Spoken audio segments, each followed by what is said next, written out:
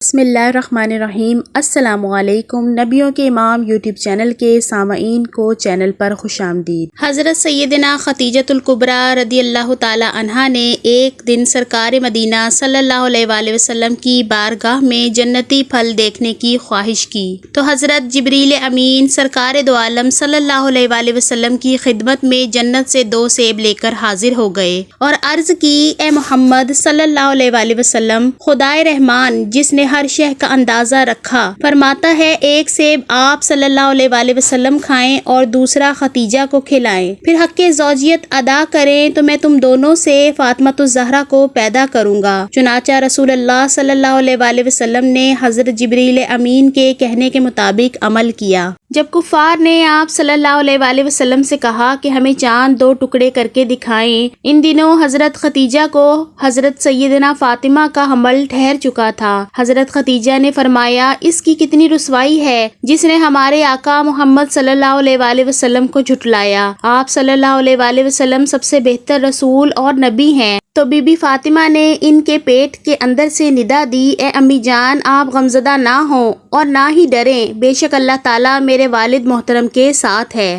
جب مدت حمل پوری ہوئی اور بی بی فاطمہ کی ولادت ہوئی تو ساری فضا آپ رضی اللہ تعالی عنہا کے چہرے کے نور سے منور ہو گئی۔ حضور صلی اللہ علیہ وآلہ وسلم کو جب جنت اور اس کی نعمتوں کا اشتیاق ہوتا تو بی بی فاطمہ کا بوسہ لیتے اور ان کی پاکیزہ خوشبو کو سونگھتے، اور جب ان کی پاکیزہ مہک سونگھتے تو فرماتے، فاطمہ تو انسانی حور ہے۔